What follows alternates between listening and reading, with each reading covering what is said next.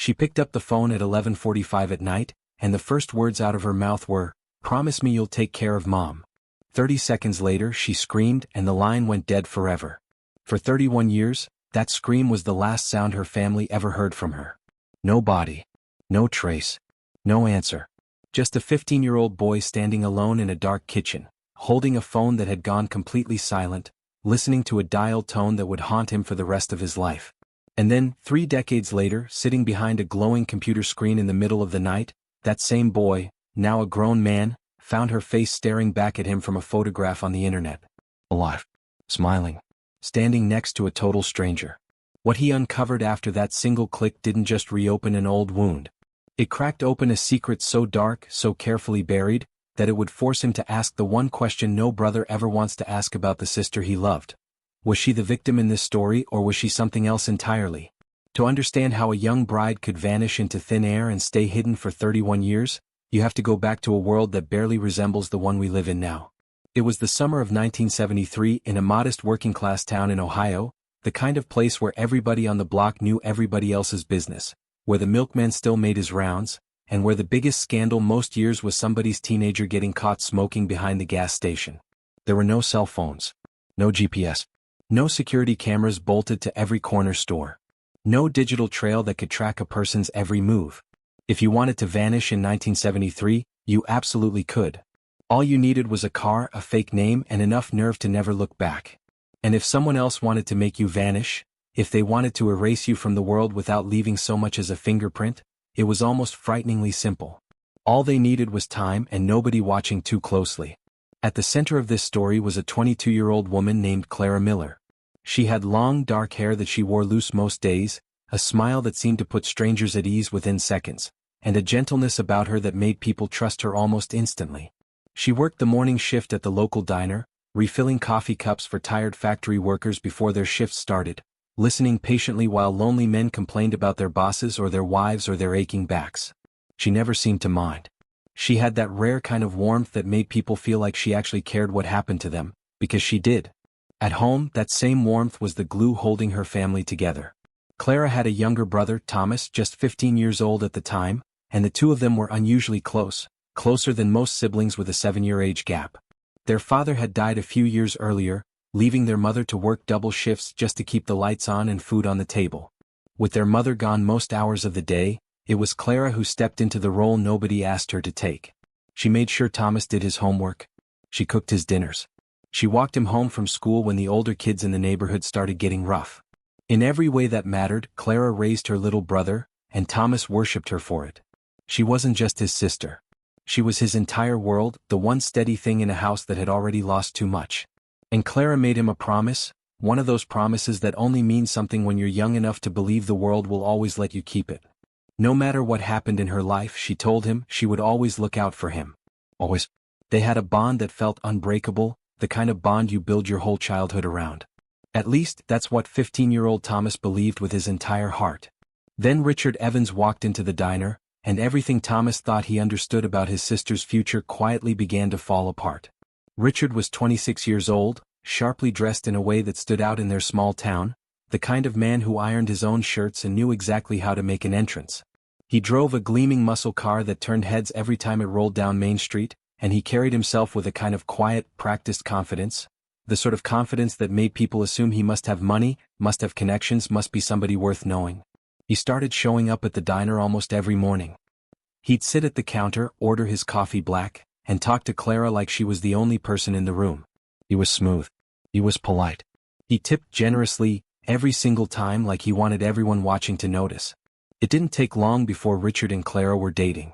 And on the surface it looked like something out of a movie. He bought her gifts she never would have bought herself.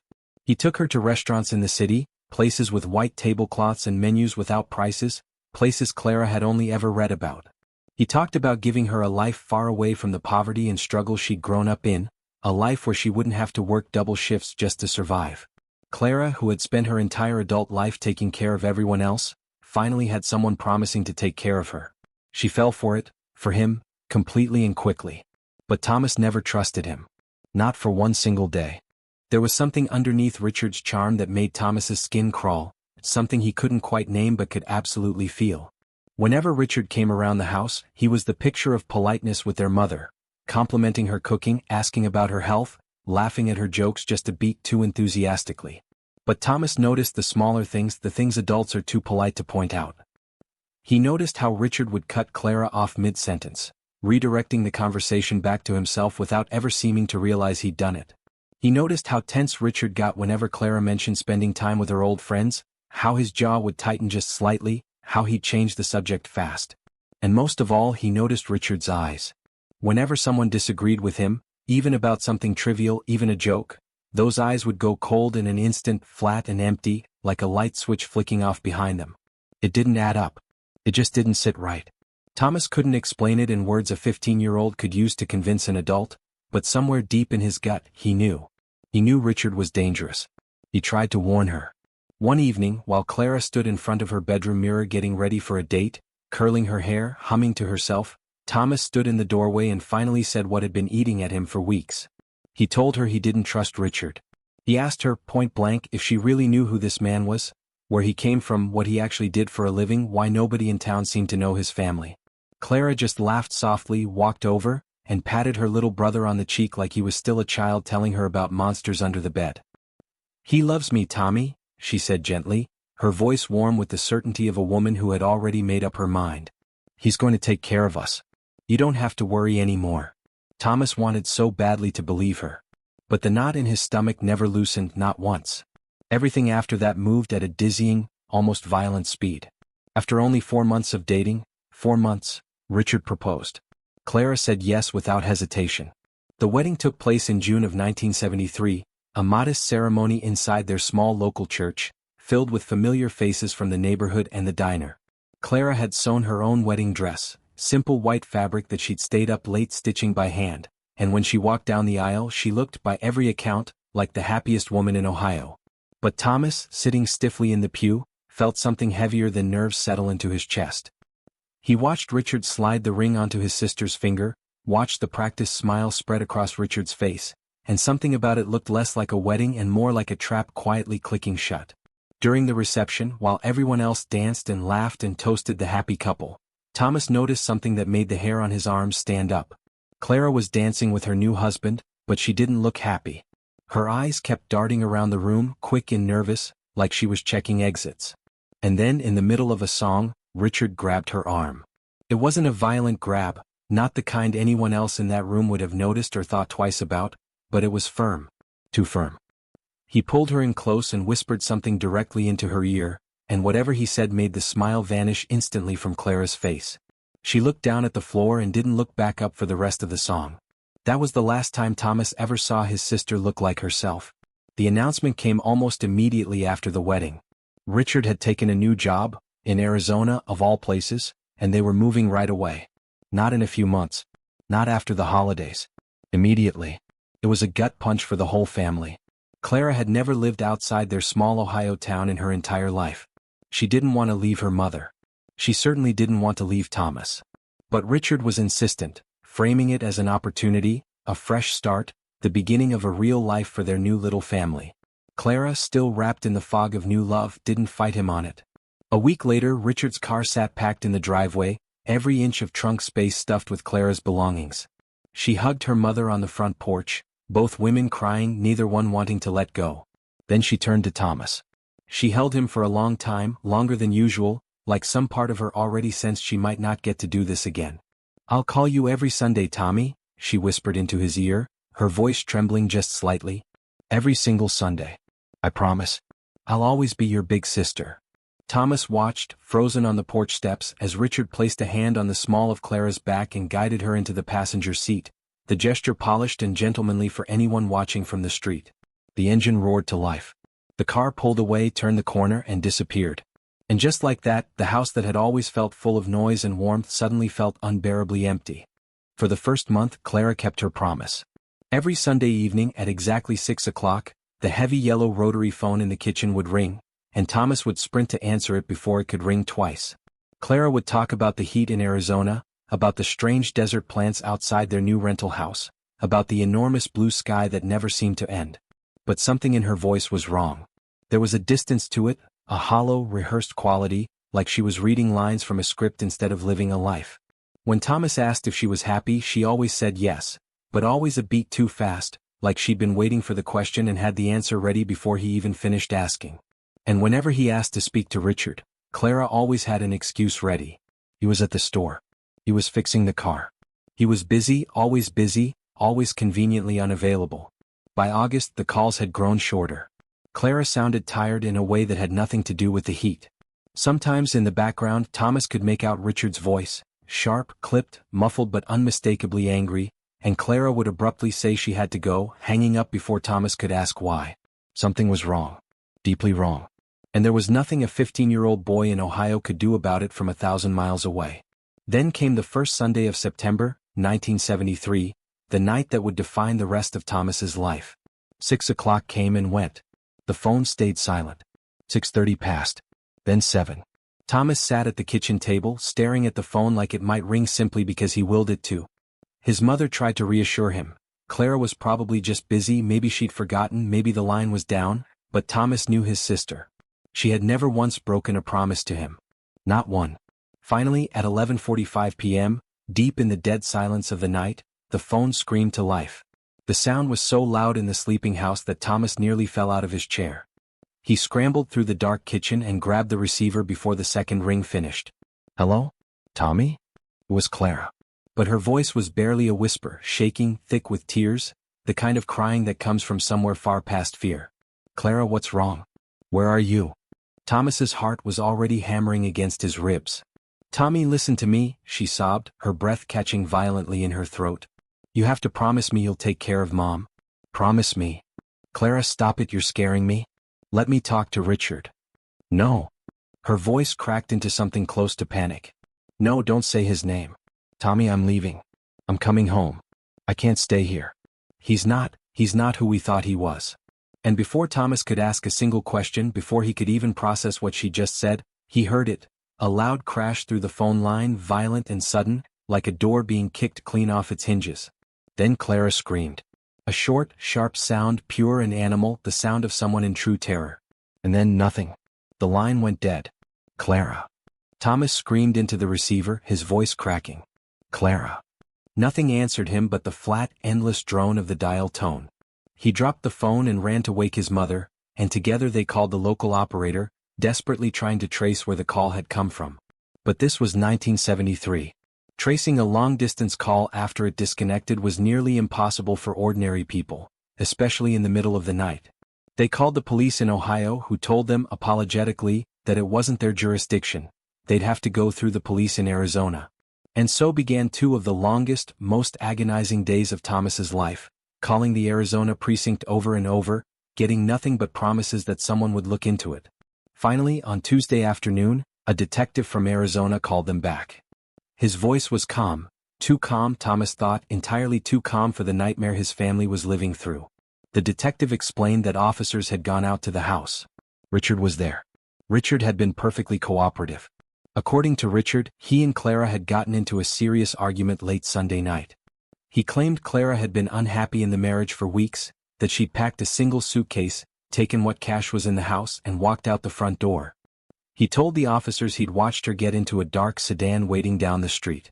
He suggested, gently, almost sadly, that she might have met someone else. "That's a lie." Thomas screamed into the phone, his voice raw. "She was crying. She said she was coming home. He did something to her." The detective sighed, the sound of a man who had heard 1,000 desperate families say the exact same thing. "Son, we searched the house. There's no sign of a struggle. Her clothes are gone. Her toothbrush is gone. She's a grown woman. If she wants to leave her husband and start over somewhere new, that's not a crime. Because there was no blood, no weapon, no visible crime scene, and because, on paper, Clara appeared to have left of her own free will, the police officially classified her as a voluntary runaway. They filed a missing persons report and then effectively did nothing else. Richard packed up and left Arizona within the week. He never called Clara's mother. He never explained himself. He simply vanished, leaving behind two grieving people in Ohio and a case file that would gather dust for decades. Thomas spent the following weeks sitting by the front window, watching for a taxi, a bus, anything that might bring his sister walking back up the driveway with her suitcase in hand. But summer turned into fall, and fall turned into a bitter Ohio winter, and the snow buried the streets and Clara never came home. For 31 years, Thomas lived inside the echo of that scream. It followed him into adulthood, into his marriage, into the quiet moments when he should have been at peace. He built a life, got married to a woman named Sarah, had children of his own, but there was always a hollow space where his sister should have been. He watched his mother slowly break under the weight of not knowing, watched her age a decade for every year that passed, until her heart finally gave out, still not knowing what had happened to her daughter. The police had long since closed the file. The world had moved on and forgotten the name Clara Evans entirely. But Thomas never forgot. He couldn't. Something in him refused to accept the official story, refused to believe his sister, the woman who raised him, who never broke a promise in her life, had simply walked away and never looked back. Over the years he pored through library archives, thumbed through old phone books, wrote letter after letter to out-of-state police departments, desperately searching for any mention of Richard Evans or any trace of his sister. He found absolutely nothing. It was as if both of them had been erased from existence, scrubbed clean from every record that might have led him to the truth. Then, in 2004, the world changed in a way nobody could have predicted. The internet had begun stitching people together in ways that felt almost like magic. Message boards, early social networking sites, digital photo albums uploaded by ordinary people in ordinary towns, capturing moments nobody thought anyone else would ever see. Thomas, now well into middle age, found himself sitting most nights at his bulky desktop computer, typing names into a newly launched social connection website. It had become a routine, almost a compulsion, something he did nearly every night without really expecting anything to come of it. He wasn't looking for Clara anymore. Somewhere along the way he'd made peace, or something close to peace, with the idea that she was dead. What he was actually looking for now was Richard. He wanted, more than anything, to find that man, to look him dead in the eyes, and to finally demand the truth, even if it was decades too late. But one evening, clicking through a public photo album uploaded by a total stranger in a remote town in Oregon, Thomas's entire world tilted on its axis. His blood ran cold. He stopped breathing entirely. His hands, resting on the keyboard, began to shake violently, uncontrollably. There, in the blurred background of a photograph taken at a crowded county fair, was a woman. She looked to be somewhere in her early 50s. Her hair had gone gray, pulled back loosely, and she wore a faded denim jacket that had clearly seen better days.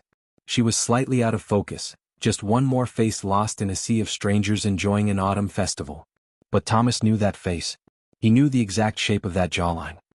He knew the particular tilt of that smile, the one that used to greet him every morning at the breakfast table 31 years ago. It was Clara. She was alive. But if she was alive, if she had been alive this entire time, why had she let her family believe she was dead for 31 straight years? And more urgently, more terrifyingly, who was the man standing directly behind her in that photograph, his hand resting heavily on her shoulder? Thomas didn't blink. He leaned in closer to the glowing monitor, so close his nose nearly grazed the glass. The old computer's cooling fan whirred loudly in the otherwise silent room, and his heart slammed against his ribs like something trying to escape. With a trembling hand he clicked to enlarge the image. The photo blurred further, breaking apart into visible pixels, but it didn't matter. He knew those eyes. He knew the exact way her shoulders slumped when she stood in a crowd, a posture she'd carried since childhood. It was her.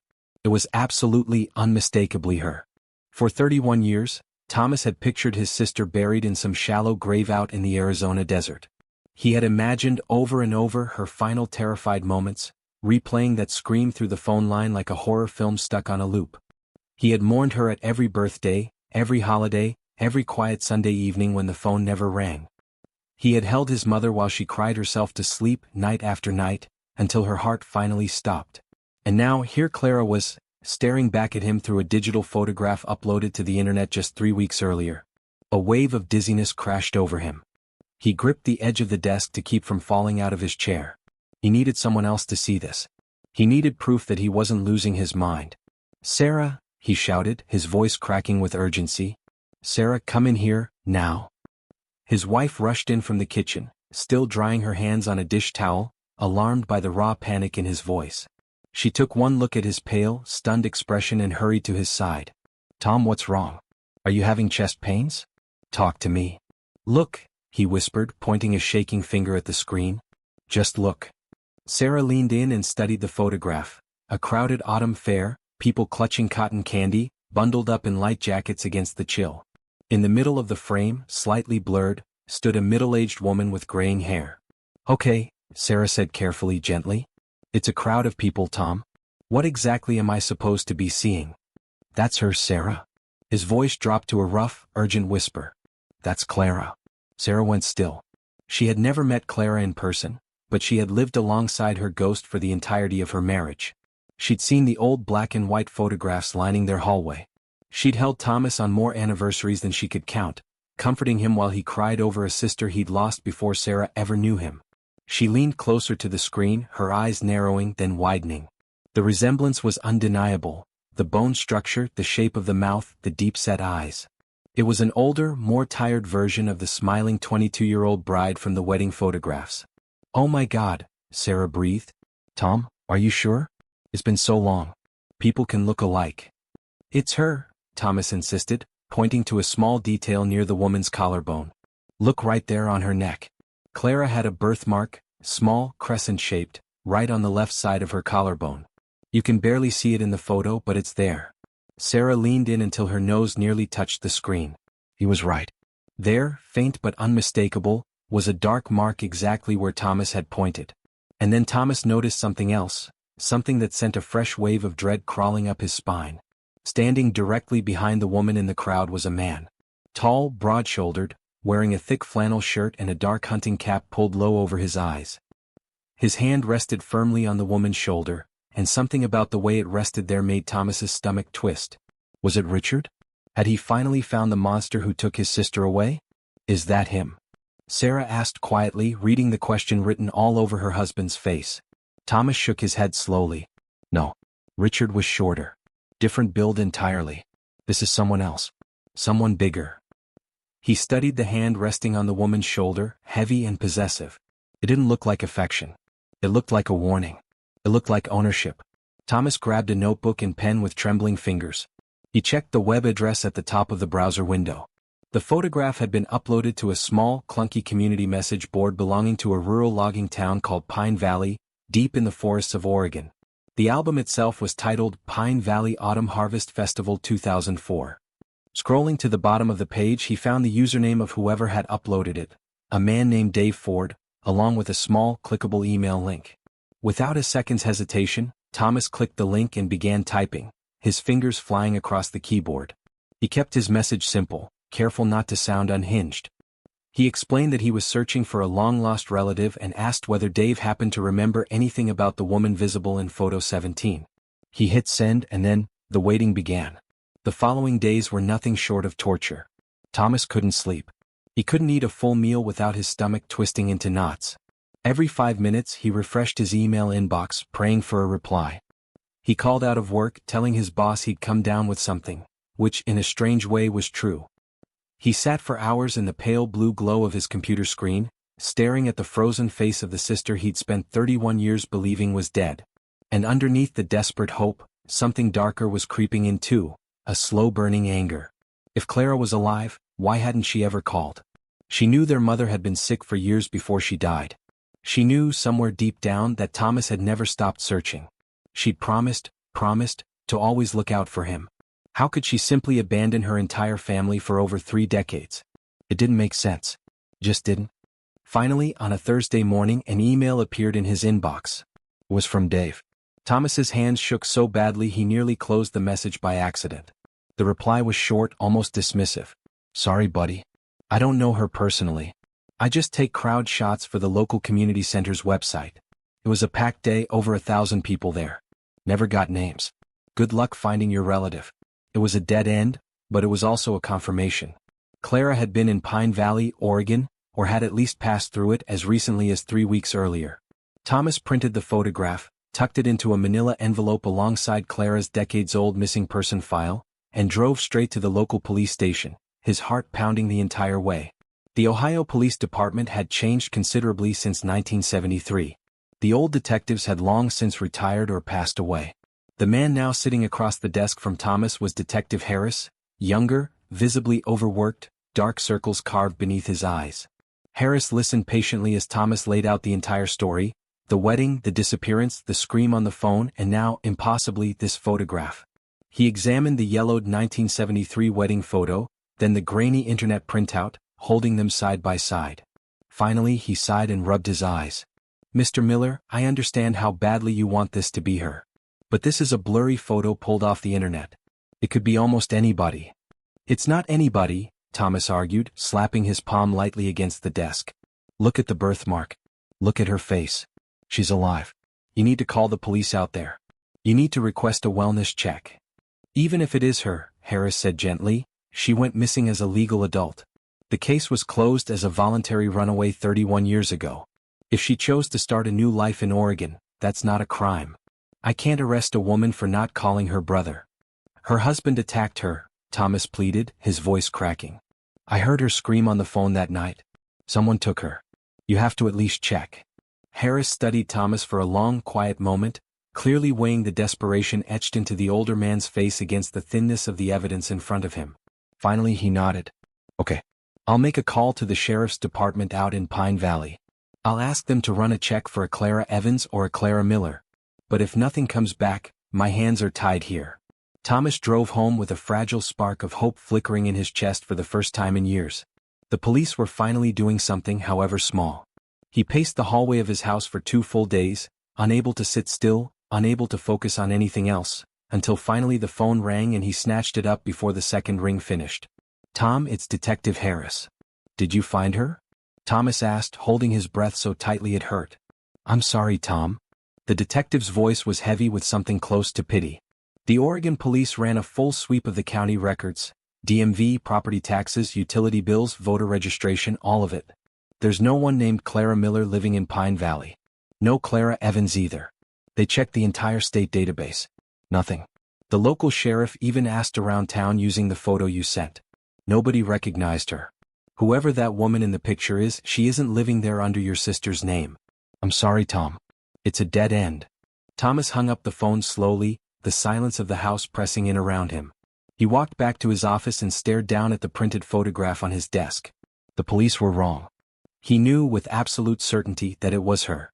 But if she wasn't using her real name, if she'd buried that identity as thoroughly as everyone believed she'd been buried herself, how could he possibly find her?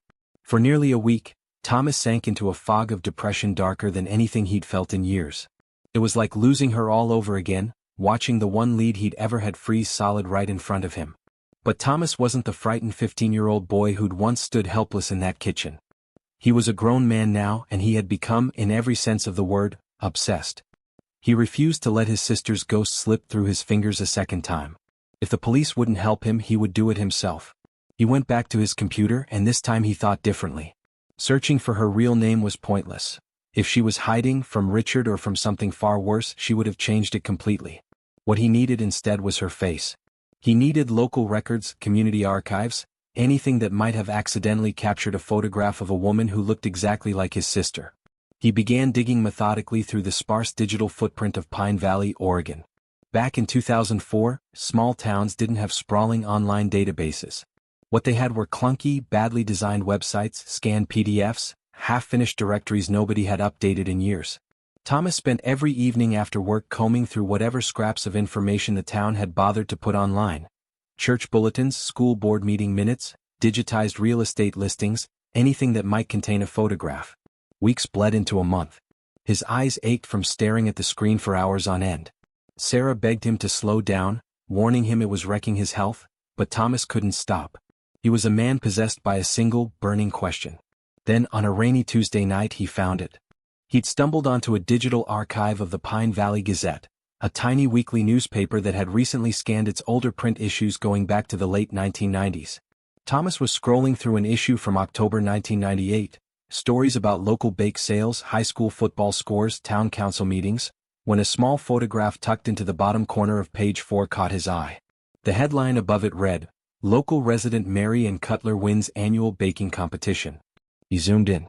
It showed a woman standing proudly beside a table of pies, holding up a blue ribbon, beaming at the camera. The image was far sharper than the blurry fairground photo. Thomas's breath caught in his throat. There was no doubt left in his mind whatsoever. The smile was identical. The eyes were identical. And there, clearly visible above the neckline of her dress, was the same crescent-shaped birthmark. Mary Ann Cutler, Thomas whispered aloud to the empty room. She had a new name. His heart soared with something close to victory. He had found her, really found her.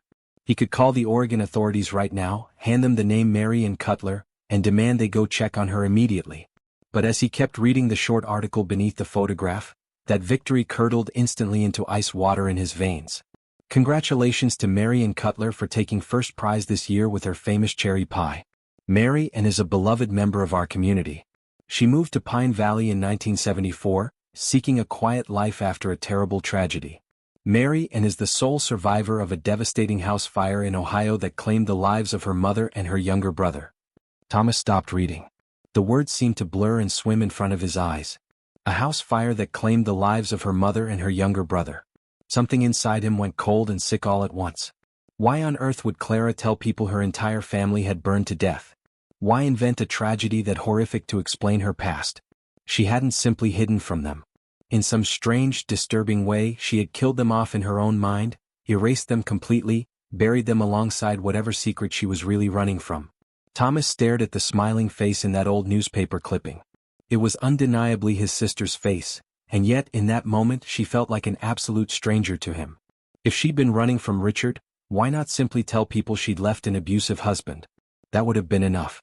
That would have made sense. Unless Richard wasn't the real reason she was hiding at all. His hands began to shake again, but this time it wasn't relief driving the tremor. It was a slow, creeping terror. Looking closer at the newspaper photograph, he spotted a tiny, chilling detail hidden in the shadows behind Clara. The same tall man from the fairground photo, wearing the same heavy coat and hunting cap, watching the camera from the edge of the community hall. And now, with a much clearer image to study, Thomas suddenly recognized him. It wasn't Richard. It was someone Thomas hadn't laid eyes on since the summer of 1973, a man deeply, intimately connected to the local police department back in their old hometown. Older now, heavier, sporting a thick gray beard, but unmistakable all the same. You never forget the face of the man who sat in your kitchen while your mother sobbed uncontrollably at the table. His name was Arthur Vance. Back in 1973, Arthur Vance had been a rookie police officer patrolling their small Ohio neighborhood, barely 24 years old at the time. He'd been the friendly cop who waved at kids playing stickball in the street, the one who stopped by the diner most mornings and always sat in Clara's section, lingering a little too long over his coffee, talking to her a little too much. And most disturbingly of all, Arthur Vance had been the responding officer the night Clara made that final, terrified phone call. The memories came flooding back to Thomas with sickening clarity. The flashing red and blue lights bouncing off the living room walls. Vance sitting calmly at their kitchen table, notepad in hand, delivering the news in that same smooth, practiced tone he'd probably used 100 times before. "It's a jurisdictional issue, ma'am," Vance had said, his voice steady and reassuring. "She's out in Arizona now. We can't just send a squad car across state lines, but I promise you, I'll personally handle communication with the Arizona precinct. Runaways usually come back once they cool off. You just have to be patient." Vance had positioned himself, deliberately or not, as the middleman between their grieving family and the police in Arizona. He'd been the one to relay Richard's version of events. He'd been the one to eventually tell them, gently but firmly, that the case was going cold. And now, 31 years later, that same man was living quietly in an isolated Oregon logging town, with Thomas's sister, the woman the entire world believed had died decades earlier. None of it fit together. If Arthur Vance had somehow kidnapped Clara, why was she smiling proudly in a small-town baking competition 25 years later? Why had she told the whole community her family had burned alive? And what exactly had happened to Richard? What had caused that horrifying scream Thomas had heard down the phone line all those years ago? A cold sweat broke out across Thomas's forehead. He printed the newspaper clipping and stuffed it into the growing manila envelope. He couldn't take this back to Detective Harris, not yet. If Vance had once been a police officer, there was a real possibility the department might protect one of their own, or worse, tip him off entirely before Thomas ever got close to the truth. Thomas realized, sitting alone in his office at nearly 2 in the morning, that he was completely on his own. The next day he drove to the main branch of the county library and made his way down to the basement archives, where he sat for hours at an old, heavy microfilm scanner, feeding in reels of local newspapers from 1973 and 1974. The machine hummed and clicked as he spun the dial, projecting blurry black and white newsprint onto the glass screen in front of him. After nearly 3 hours of searching, his eyes burning from the harsh glare, he found a small item buried deep in the police blotter section from March of 1974. A brief announcement that Officer Arthur Vance was resigning from the force to pursue private security work out of state. March 1974. Exactly 6 months after Clara disappeared. Thomas spun the reel backward, searching the summer of 1973 for any mention of Richard Evans. Marriage records, property filings, arrest logs, anything at all. He found absolutely nothing. It was as though Richard Evans had never existed before the day he walked into that diner and sat down at Clara's counter. Back home, Thomas logged onto his computer and paid for a subscription to one of the earliest online background check databases, clunky, slow, unreliable, but with access to national public records that had never been available before. He typed in the name Richard Evans, along with the birth year Clara had once mentioned during their engagement. The page loaded painfully slowly. When it finally resolved, a single result appeared: a death certificate index. Richard Evans, born 1947 in Pennsylvania, had died in a drunk driving accident in 1968, 5 full years before Clara had ever met him. Thomas stared at the glowing screen until the words blurred together completely. Richard Evans was a ghost. The man who had married his sister, who had supposedly driven her across the country to Arizona, had been living under the stolen identity of a man who'd been dead for years before their wedding day. The fake husband, the delayed police report, the sudden cross-country move, the terrifying phone call in the middle of the night, none of it had been random. It had been a perfectly executed disappearing act. And Arthur Vance, whether directly or indirectly, was somehow the magician standing behind the curtain. Thomas stood up from his desk so fast the chair nearly toppled backward. His heart pounded so violently he could feel it in his teeth. He walked into the kitchen, where Sarah was standing at the stove, and the look on his face stopped her mid-motion. "I have to go," he said, his voice trembling. Sarah dropped her wooden spoon onto the counter. "Tom, what are you talking about? Go where?" "Oregon." He was already moving toward the hallway closet, pulling down his old suitcase. "I found her, Sarah. I know exactly where she is. And I think I know who took her." "You can't just fly across the country like this," Sarah argued, following him into the bedroom, her voice rising with fear. "You need to call the FBI. If this man used to be a cop, he could be dangerous." "Tom, please, you're scaring me." "The police didn't listen to me in 1973, Thomas said, throwing shirts and pants into the open suitcase on the bed, his hands moving fast and unsteady, "and they aren't listening to me now. I've lived with this hole in my chest for 31 years. I watched my mother die screaming Clara's name in her sleep. I am not going to sit here and wait for some detective to file another useless piece of paper. I am going to look my sister in the eye, and I am going to ask her why." Sarah knew in that moment there was no talking him out of it. She wrapped her arms around him tightly, tears streaming down her face, and made him swear he'd call the second his plane touched the ground. The next morning, Thomas boarded a flight to Portland, Oregon. The entire journey felt like a fever dream, unreal and slow motion all at once. He stared out the small oval window at the passing clouds, his mind spinning through 100 different possibilities. Was Clara being held against her will, somehow brainwashed after all these years? Was she a hostage hiding in plain sight? Or, and this thought terrified him more than any other, did she know exactly what she was doing? He landed in Portland beneath a heavy gray sky, a cold drizzle streaking the airport windows. He rented an unassuming dark sedan and merged onto the highway, driving deeper and deeper into the folds of the Cascade Mountains. The scenery shifted slowly around him, the city noise fading, replaced by towering pine trees, low creeping fog and steep, treacherous mountain roads. This was logging country, remote and thickly wooded, the kind of place that felt cut off entirely from the rest of the modern world. It was, Thomas realized with a chill, the perfect place to disappear. After nearly 3 hours of driving, he spotted a rusted metal sign at the edge of the road. "Welcome to Pine Valley, population 1,200. The town itself amounted to little more than a single main street ringed by dense, endless forest. A diner, a hardware store, a gas station, a small post office. The air smelled sharply of wet earth and wood smoke, and the cold cut straight through his jacket. Thomas pulled into the gravel lot outside the hardware store and sat there for several long minutes, gripping the steering wheel until his knuckles turned white. He had to be smart about this. In a town this small, word traveled fast, and he couldn't afford to go around flashing photographs of a wanted man. He took a breath, stepped out of the car and walked inside.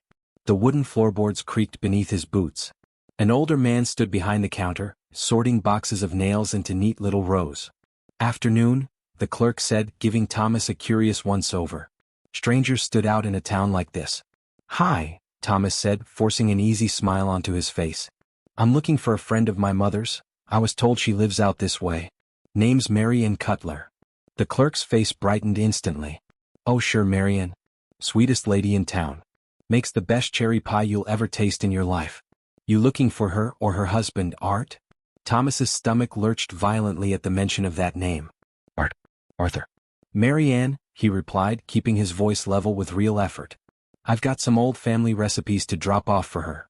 Well, you'll find them up on Ridge Road, the clerk said, pointing out the front window toward the mountains.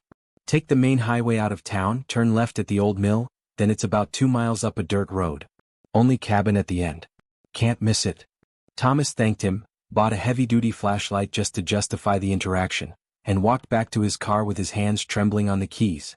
He was terrifyingly close now. He followed the clerk's directions exactly, passing the rusting iron gears of an abandoned lumber mill, then turning onto what the map generously called Ridge Road, in reality little more than a deeply rutted dirt path winding tightly up the side of a densely wooded hill. The trees grew so thick here that even the afternoon light was almost entirely swallowed, turning the drive into something like moving through a dark tunnel. After nearly 2 miles of jolting over rocks and deep puddles, the trees suddenly broke open and Thomas slammed on the brakes. He quickly reversed the rental car off the path, tucking it behind a thick cluster of evergreen bushes, then killed the engine.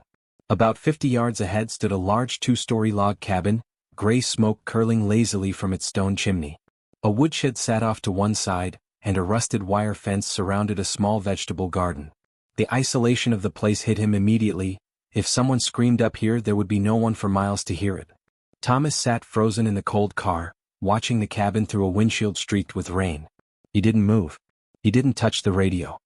He simply waited, hours bleeding by, the cold seeping through the floorboards and settling deep into his bones, the gray sky slowly darkening toward evening. He was on the verge of risking a closer look when he heard the low rumble of an engine climbing the road. A dark green pickup truck rolled past his hiding spot and parked in front of the cabin. The driver's door swung open and a heavy pair of work boots landed in the mud. Thomas held his breath. It was him. Arthur Vance, wearing a thick flannel jacket and a worn baseball cap, walked around to the passenger side and opened the door.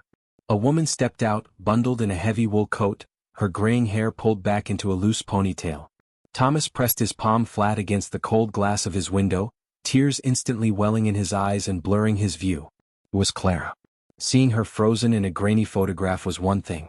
Seeing her alive, moving, breathing, laughing, standing just 50 yards away, it was nearly enough to stop his heart entirely. But what happened next completely shattered everything he thought he understood. Vance didn't grab her. He didn't force her toward the house. Instead, he reached into the truck bed and lifted out 2 paper bags of groceries. Clara laughed at something he said, genuinely laughed, her whole face lighting up. She reached out and brushed a bit of dirt off his shoulder with obvious affection. Then Vance leaned down and kissed her softly on the cheek. Together, arm in arm, they walked up the wooden porch steps and disappeared inside, the heavy oak door swinging shut behind them against the cold.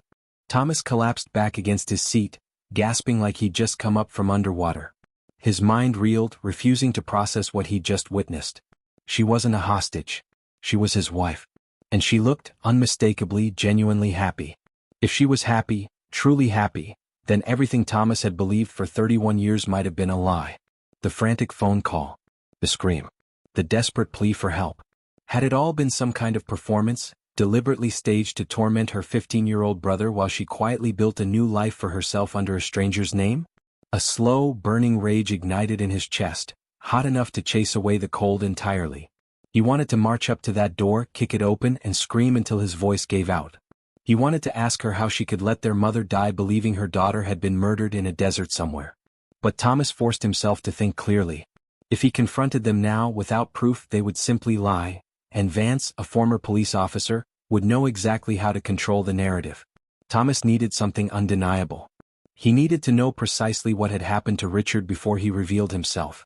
So he waited in the growing darkness, the drizzle thickening into a steady freezing rain. 2 hours later, the cabin door opened again. Vance and Clara stepped out, both bundled in heavy raincoats, climbed back into the pickup truck, and drove off down the muddy road toward town. The cabin sat empty. This was his chance. Thomas grabbed the flashlight from the passenger seat and slipped out of the car, hurrying through the mud toward the cabin, the wind howling through the tall pines around him. The porch steps groaned loudly under his weight. He tried the front door, locked.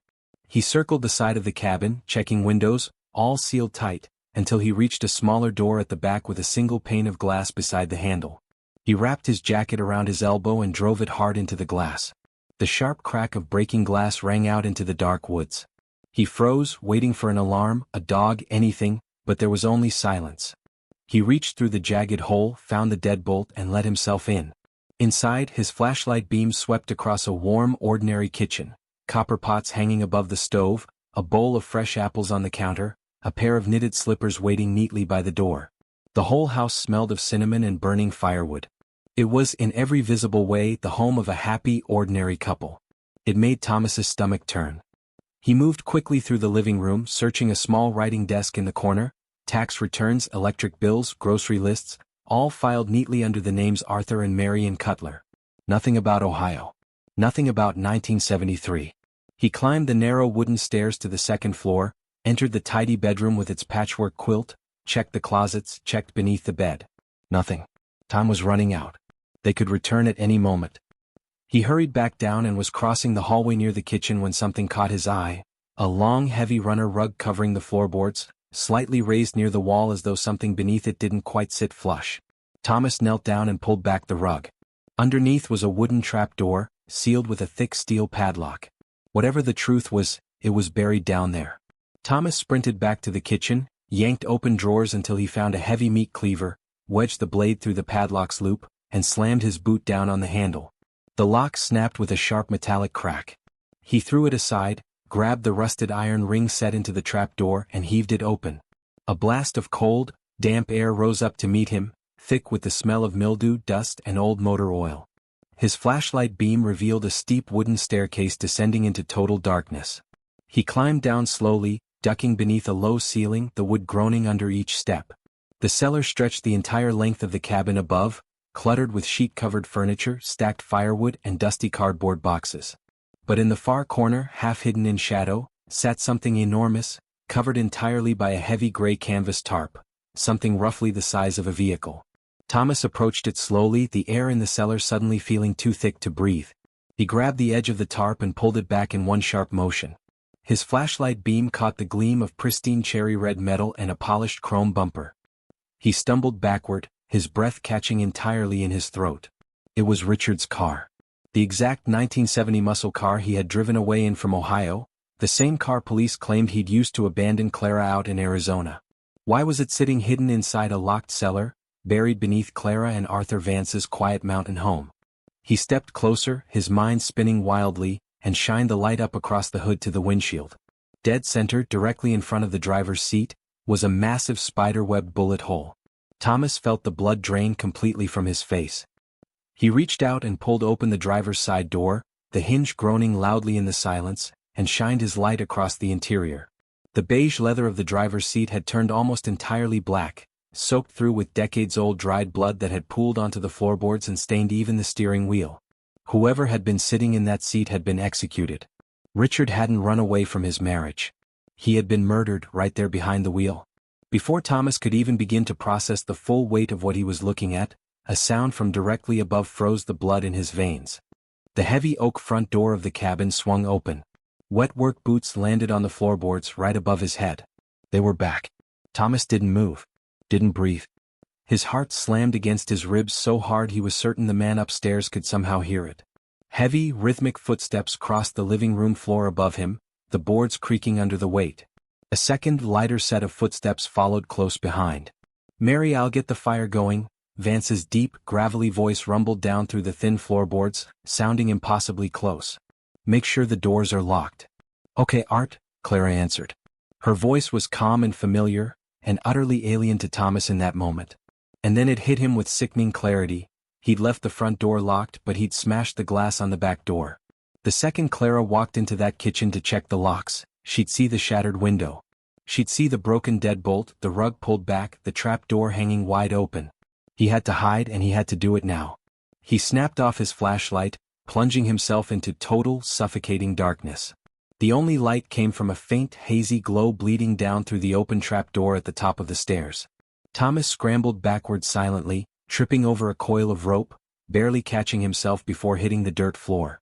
He crawled around the side of Richard's blood-soaked car and pressed his back flat against the cold concrete foundation wall, pulling his knees to his chest, squeezing his eyes shut as if that alone might make him invisible. Footsteps moved toward the kitchen above. Thomas held his breath until his lungs burned, waiting for the scream, waiting for Clara to spot the broken glass. But the scream never came. Instead, silence. Total, terrifying silence. The footsteps had stopped moving entirely. Thomas opened his eyes, staring into the black nothing of the cellar, straining his ears until the silence itself began to ring in his head. Nothing. Then a new sound cut sharply through the quiet, a mechanical clack, unmistakable and cold. The sound of a pump-action shotgun chambering around. Vance knew someone was in the house. Mary. Vance's voice had dropped to a low, tight whisper, coming from directly above the open trap door. Get in the truck. Drive down to the sheriff's office. Don't look back. Go, now. Thomas heard Clara's light, frantic footsteps racing toward the front door. It opened, then slammed. Seconds later, the truck's engine roared to life, tires spinning wildly in the mud as it tore back down the dirt road toward town. Vance was alone in the cabin. And he was hunting. Thomas pressed himself tighter against the freezing concrete, his mind racing. There was no back exit from this cellar. The only way out was up that staircase, directly into the barrel of a loaded shotgun. Heavy boots approached the top of the stairs, and the floorboards groaned in protest under Vance's weight. A blinding beam of light suddenly stabbed down through the open trapdoor, a high-powered tactical flashlight, far stronger than the one Thomas held clutched in his own trembling hand. The beam swept violently across the cluttered darkness, illuminating old furniture, stacked firewood, and the tarp Thomas had torn away from the front half of the car. I know you're down there. Vance's voice echoed into the cellar, calm and utterly in control, the same authoritative tone he'd once used sitting at their kitchen table 31 years earlier. There's no back way out. Walk up those stairs slowly, hands empty. If I see a weapon, I put you down where you stand. Thomas's entire body shook uncontrollably. He stared at the massive black stain soaked into the leather seat beside him and understood, with total clarity, exactly what kind of man he was dealing with. Vance wasn't just a dirty cop covering for someone else's crime. He was a man capable of cold, deliberate execution. If Thomas walked up those stairs, he wasn't walking back down. He stayed frozen, silent, unmoving.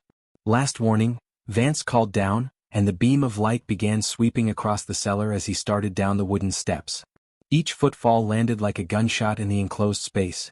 Thud, thud, thud, Vance descending steadily, the light drawing closer with every step. Thomas knew he had only seconds left to act. He couldn't outfight a man holding a shotgun. But he had one advantage. He was already adjusted to the dark and Vance's eyes hadn't caught up yet. Gripping his own flashlight tightly, Thomas took one silent breath and calculated the angle. As Vance's boots hit the bottom step, the tactical beam sweeping toward the corner where Thomas crouched, Thomas surged upward from behind the car, aimed his flashlight directly at Vance's face and clicked it on, a blinding wall of light straight into the man's unadjusted eyes. Vance shouted in surprise, throwing an arm up to shield his face.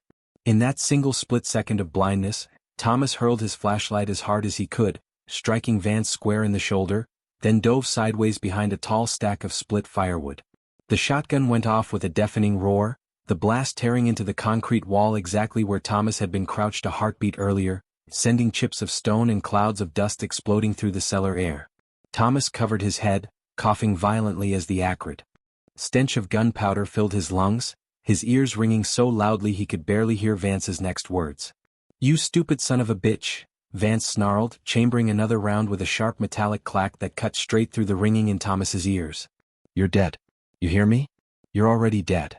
The flashlight beam swung back across the cellar, slowly panning toward the woodpile where Thomas was crouched, trembling, trapped, with nowhere left to run and nothing left to fight with. And then, a new sound, faint at first, rising through the mountain air. Sirens. Growing louder by the second. Clara had made it. She'd reached the sheriff's office and she'd brought help. Vance froze mid-step, the light stopping dead in its tracks. He cursed under his breath, sharp and furious. The sirens meant his time had run out. There was no explaining away a dead body in his basement, especially not lying next to a stolen, blood-soaked car. Vance killed his flashlight instantly. Thomas heard the heavy boots pounding back up the stairs, then the trap door slammed shut with a violent crash, plunging the cellar back into total darkness.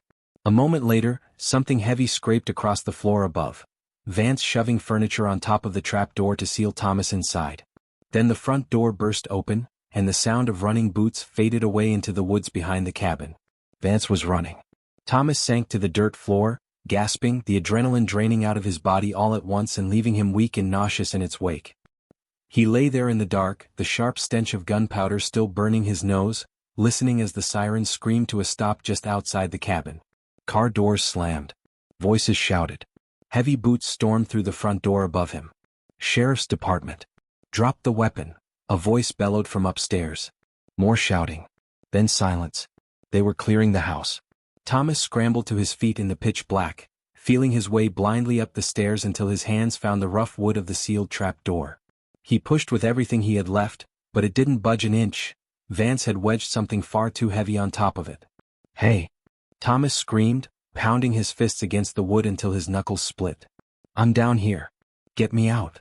Finally, muffled voices sounded directly overhead, followed by the heavy scraping sound of something large being dragged aside. The trap door was wrenched open, and 3 flashlight beams blazed down, blinding him instantly. He threw his hands up, squinting against the glare. Hands where I can see them, a deputy barked, a handgun trained squarely on him. Walk up slowly. Thomas climbed out on legs that could barely hold his weight.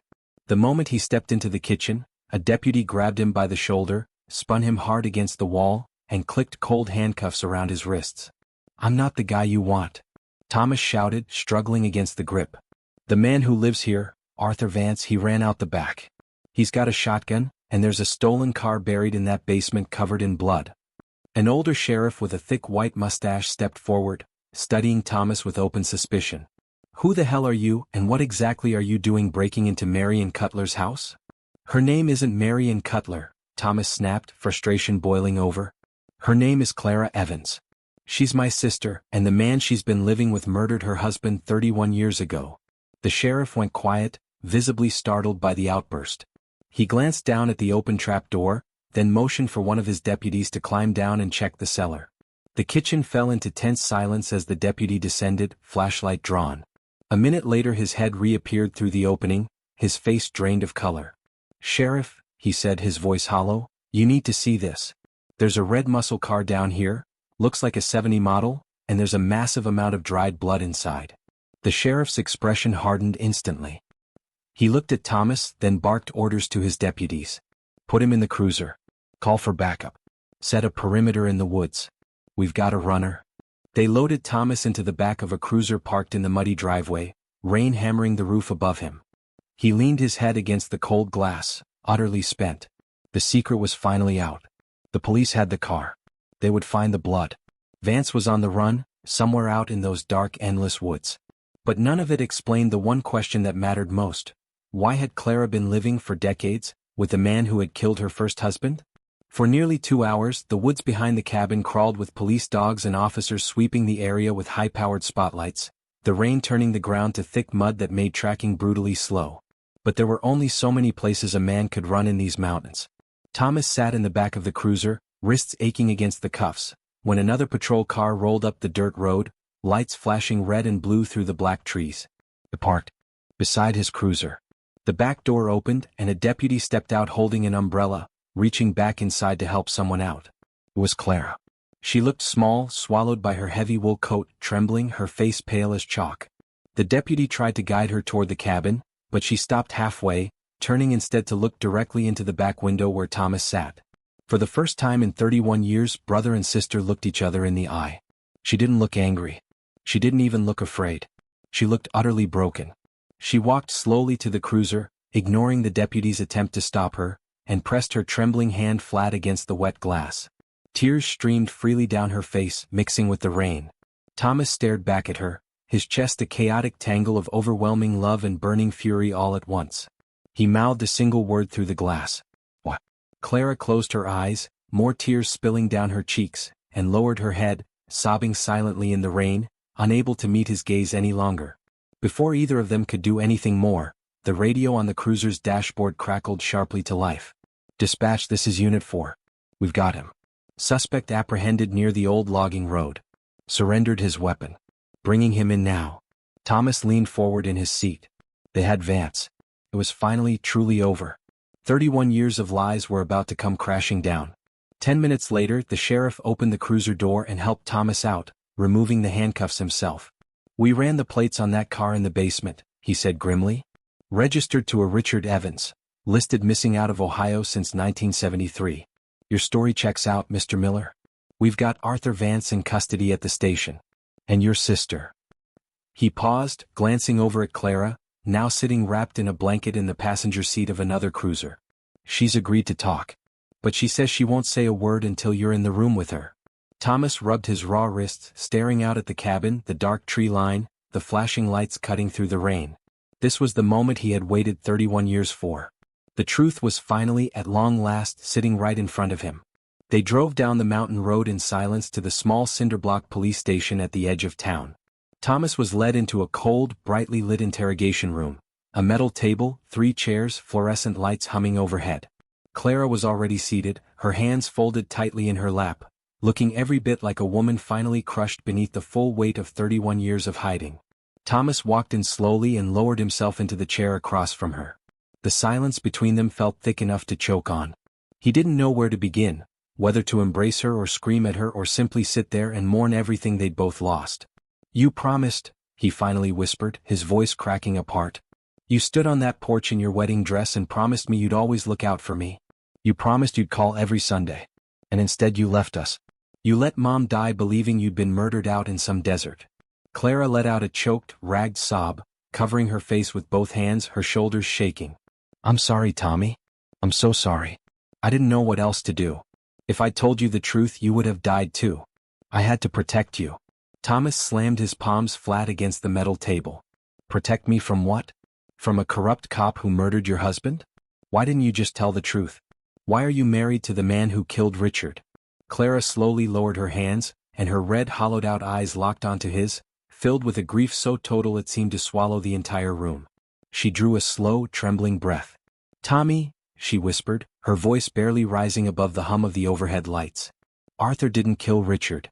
Thomas froze, his anger draining away instantly, replaced by a cold, disorienting confusion. "I saw the car, Clara," he said slowly, his pulse hammering again in his chest. "I saw the bullet hole in the windshield. I saw the blood. Someone executed him in that driver's seat." "I know." Fresh tears streamed down her face as she held his gaze, 31 years of buried truth finally rising to the surface. "Arthur didn't kill him, Tommy, because Arthur wasn't there." Her whole body trembled as she spoke the next 4 words. "I did." The room fell into a silence so total that Thomas could hear the steady tick of the wall clock and the faint electrical hum of the fluorescent lights above them. The air felt sterile and freezing. Thomas sat frozen in his chair, every part of him rejecting what he'd just heard. "No," he whispered, shaking his head. "No, Clara. You couldn't even kill a spider when we were kids. You were 22 years old. You didn't shoot anyone." Clara looked up at him, and every trace of the gentle girl from the wedding photos had vanished from her face, replaced by something far older, far harder, the permanent scars of a survivor. "You didn't know him, Tommy. You didn't know what he really was." She folded her trembling hands on the table, her voice growing steadier, almost rehearsed, like a confession she'd silently practiced 10,000 times over 3 decades. "The moment we crossed the state line into Arizona, the man I married disappeared completely.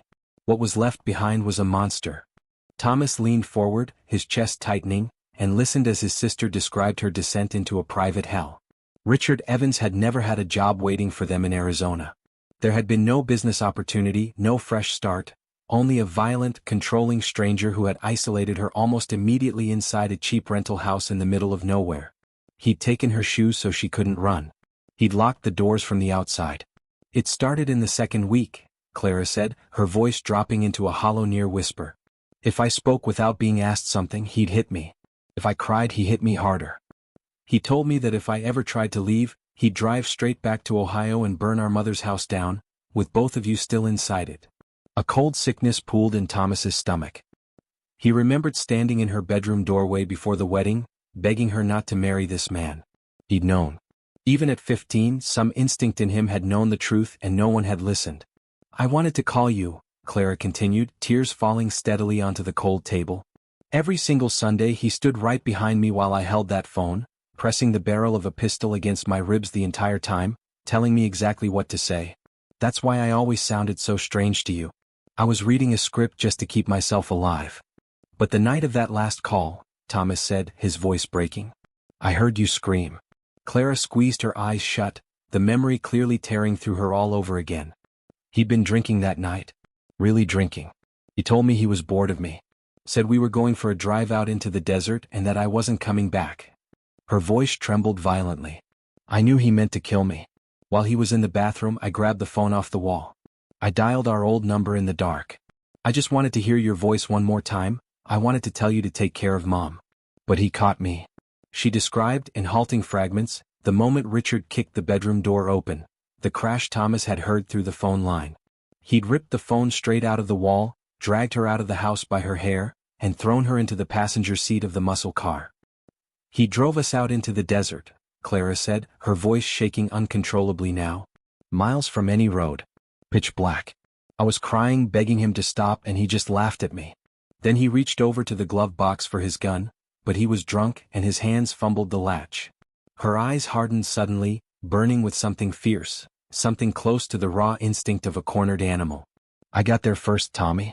I grabbed the revolver out of that glove box and I didn't think, I just pointed it at him and pulled the trigger. Again and again. The room went completely silent. Thomas pictured his gentle, soft-spoken sister sitting alone in a dark car in the middle of the desert, covered in blood, gripping a smoking gun. He slumped over the wheel, Clara whispered. He was dead. I just sat there in the dark for hours, staring at him. I was 22 years old, covered in his blood, in a state I barely knew. I thought about going to the police, but Richard had a fake ID, stolen cash hidden in the trunk. I knew exactly what they'd think. They'd think I was part of whatever he was involved in. They'd lock me away for the rest of my life, and you and Mom would be destroyed right alongside me. So you called Arthur, Thomas said quietly, the pieces finally sliding together in his mind. Clara nodded slowly. He used to come by the diner back in Ohio. He was a good man, Tommy. He'd always told me if I ever needed help, I could trust him. I drove Richard's car to a motel off the highway, hid it behind an abandoned barn, washed his blood off my hands in a gas station bathroom, and called the police station back home from a payphone. Arthur answered. I was completely hysterical. I told him everything right there on that call. He told me to stay exactly where I was and not to speak to anyone else. 3 days later he showed up. He'd driven the whole way without stopping. Arthur had examined the car, the cash, the fake identification tucked inside Richard's wallet. He'd told Clara that Richard was connected to dangerous people, organized crime he suspected, and that if the local police discovered she'd killed him, those same people might come looking for revenge, might hunt down her family back in Ohio to settle the score. Thomas closed his eyes. 31 years of anger drained out of him all at once, replaced instantly by a crushing wave of guilt. He had spent his entire adult life believing his sister had abandoned him. She hadn't abandoned him at all. She had sacrificed her entire existence to keep him and their mother safe. Arthur made a choice that night, Clara said, her voice softening as she spoke his name. He chose to protect me. He rented an enclosed trailer, and together we loaded Richard's car into it in the dead of night. Arthur buried Richard out in the desert, somewhere no one will ever find him. Arthur had then driven her out of Arizona entirely, using his badge to smooth over the paperwork with the Arizona precinct, quietly steering the investigation toward a simple runaway case before it ever had the chance to become anything more. Why Oregon? Thomas asked. Why hide the car underneath your own house? We couldn't crush it, Clara explained. No title, no registration. Taking a blood-soaked car to any junkyard would have raised every alarm imaginable. We couldn't leave it in the desert either in case someone stumbled onto it and traced the VIN back to Ohio. So we brought it with us. We drove until we found the most remote place we could, Pine Valley. Arthur bought a piece of land up on the mountain. We dug the cellar first, drove the car down into it, and then he built the entire cabin on top. It became the perfect tomb, a secret buried right beneath the floorboards of an ordinary, quiet life. We took new names. I became Marion Cutler. He became Art. We even invented that story about the house fire so no one in town would ever go digging into our pasts. Her voice cracked. Tommy, it broke something inside me every time I told that lie, pretending you and Mom were dead. But it was the only way to keep anyone from ever finding out who I really was. Thomas reached across the cold table and took his sister's trembling hands in his own. They felt rough now, worn down by decades of hard-hidden work, but they were still, unmistakably, her hands. Over the years, Arthur and I fell in love, Clara said, tears falling freely now. He gave up his career, his family, his entire life to save mine. He's a good man, Tommy.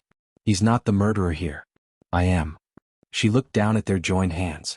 I wanted to call you when Mom died. I saw her obituary online. I sat in that kitchen and cried for 3 straight days. But if I'd come back, Arthur would have gone to prison for the rest of his life for helping me cover it up. I couldn't destroy the one person who'd saved me. Thomas squeezed her hands tightly, and the tears he'd been holding back for 31 years finally broke free. He cried for every lost Sunday phone call. He cried for their mother.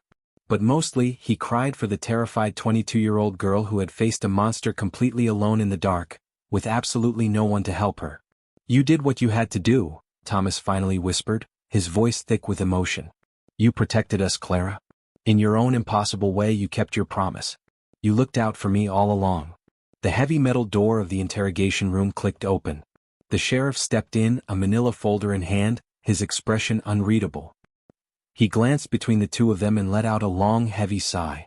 We ran the fingerprints we found on some old belongings inside that trunk, he said, pulling a sheet of paper from the folder.